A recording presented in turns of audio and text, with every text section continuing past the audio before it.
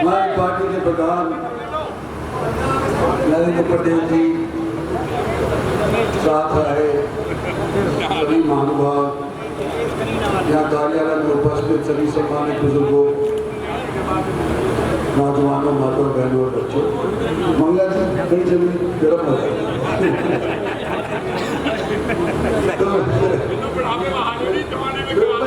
अरे बूढ़े आदमी को नाराज मत करा करो, मेरी उम्र के क्या मेरे छोटे 77 साल हो गई, तो मैं इसे छोड़ता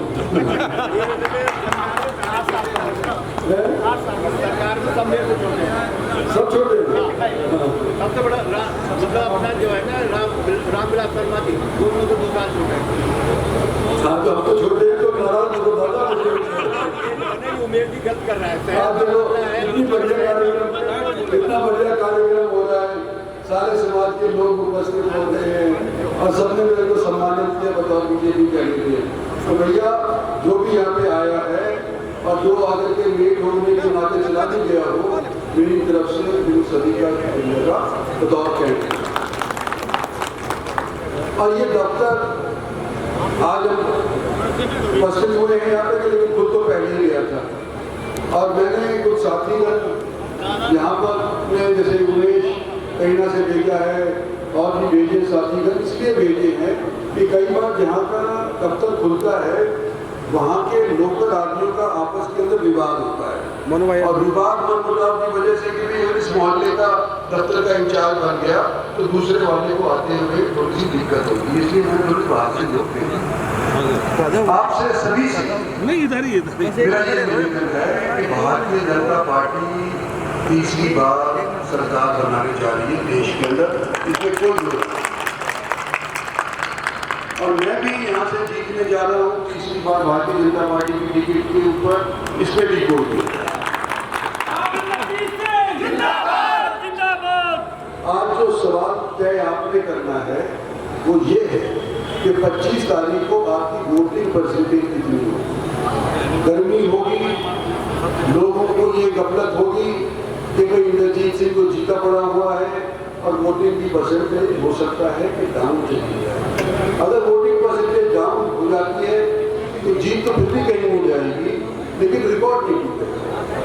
तो मैं जितने भी इलेक्शन लड़ा हूँ गुड़गांव लोकसभा क्षेत्र से 2009 से अगर हम शुरू करें तो मेवात और गुड़गांव एक हल्का बन गया था, तो मैं 85,000 पहले इलेक्शन में जीता कुल मिलाकर के तीनों जिलों से।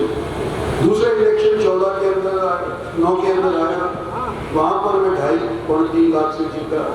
तीसरा इलेक्शन हमारा जब आया 19 के अंदर में 4 लाख के करीब से जीता। इस बार मेरी आशा है कि ना केवल मैं 5-6 लाख से ऊपर से जीतूं, बल्कि कुल मिलाकर के मेवात से जीतूं, ये मेरी आशा है। आपने शहर से तो मेरे को जिताया ही है और कुछ चंद गाँव के अंदर दुर्गा टिक्का जगह के ऊपर पोलिंग बूथ के ऊपर वहाँ से भी मुझे जीत हासिल हुई है। लेकिन जो माहौल आज मैंने देखा है बनाना आज के दिन तो मेरा ऐसा लगता है कि अगर लोग काम करेंगे, लोगों का मन है वोट देने के लिए, लेकिन अगर लोग उनके पास जाकर के यूं नहीं कहेंगे कि भाई तुम परिवर्तन करो, तुम अपने पहले वाली बात भूल करके बीजेपी को अपनाओ, तो थोड़ी सी दिक्कत तो होती है हर एक को। कोई कह भी नहीं रहा हम अपने आप क्यों करें, क्योंकि आदत पड़ी हुई है बीजेपी के खिलाफ वोट डालने की। तो जब आप किसी की आदत तोड़वाते हो तो कुछ दिन जब सिगरेट पानी पर बीड़ी छोड़ता है तो उसको सिगरेट बीड़ी पानी के पास आने भी नहीं देते, ठीक है ना। तो इसी तरह से जब कोई बीजेपी का साथ देना शुरू करता है तो कुछ दिन तक उसके साथ वार्तालाप होती रहनी चाहिए ताकि फिर से वो बीड़ी सिगरेट ना पीना शुरू करते। तो इसी तरह से आज मैं आपके पास सभी साथियों से निवेदन करता हूँ कि बहुत बड़ा इलेक्शन गुड़गांव 25 लाख की वोट है और इस बार नए बच्चे जो 18 साल से लेकर के और 23 साल तक के हैं, जिन्होंने पहले अपना वोट का इस्तेमाल कभी किया ही नहीं, वो डालने जाएंगे। तो अगर हम देश का निर्माण चाहते हैं, जैसा कि मैं समझता हूँ हर भारतवासी चाहता है, अगर अपने देश को 100 साल आज़ादी के बाद विकसित देखना चाहते हैं तो उसकी नींव तो हमने ऑलरेडी रखी है। इन 10 सालों के अंदर इंफ्रास्ट्रक्चर बनाया है हमने, अनेक किस्म की स्कीम्स बनाए हैं। लाइन के अंदर जो आदमी खड़ा हुआ बंदा है उसके लिए भी हमने कोई न कोई योजना बनाई है। और 80 करोड़ लोगों को पिछले कोविड के बाद, ध्यान करो, 80 करोड़ लोगों को हमने 5 किलो का राशन हर महीने दिया है। तो ये कोई विकसित देश ही कर सकता है, कोई और अमेरिका नहीं कर रहा, ये कोई फ्रांस और ब्रिटानिया नहीं कर रहा।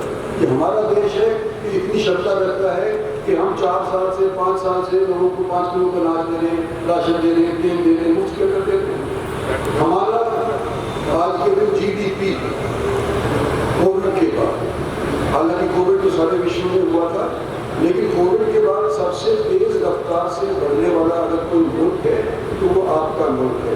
पिछले साल में 22-23 का जो गुजरा है उसके अंदर फाइनेंशियल ईयर के अंदर हमारी बढ़त 6.7%।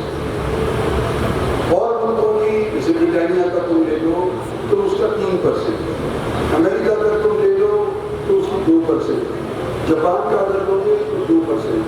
तो हम देख रहे हैं कि मोदी सरकार के नीचे, हालांकि कोविड ने बराबर के तौर पे हमको भी सताया है, लेकिन कोविड के बाद हम सबसे ज्यादा तेज रफ्तार से अपनी GDP बढ़ाने वाले मुल्क उभर करके आए हैं। और यही रफ्तार अगर चली तो कोई अचंभे की बात नहीं है कि 2047 के अंदर जब हमारे 100 बरस आज़ादी के पूरे हो जाएंगे तो हम एक विकसित देश के तौर पर होंगे। तो नए बच्चों की मैं कह रहा था कि जब मेरी उम्र के हो जाओगे या भानीराम जी की उम्र के हो जाओगे, या हो सकता है हमारे प्रधानमंत्री की उम्र के हो जाओगे, तो उस टाइम के ऊपर आप सोचोगे कि हमने अपना पहला वोट करना था। और अगर याद ही रहेगी कि हमने देश के निर्माण के अंदर अपने पहला वोट का प्रयोग किया था, तो आपके बच्चे पोते भी आपको दुआ देंगे कि हमारा दादा ने, हमारे बाप ने सही निर्णय लिया था जब वो 2024 के अंदर कमल के फूल के ऊपर वोट डालने के लिए। रही बात मेरी, मैं जाना पहचान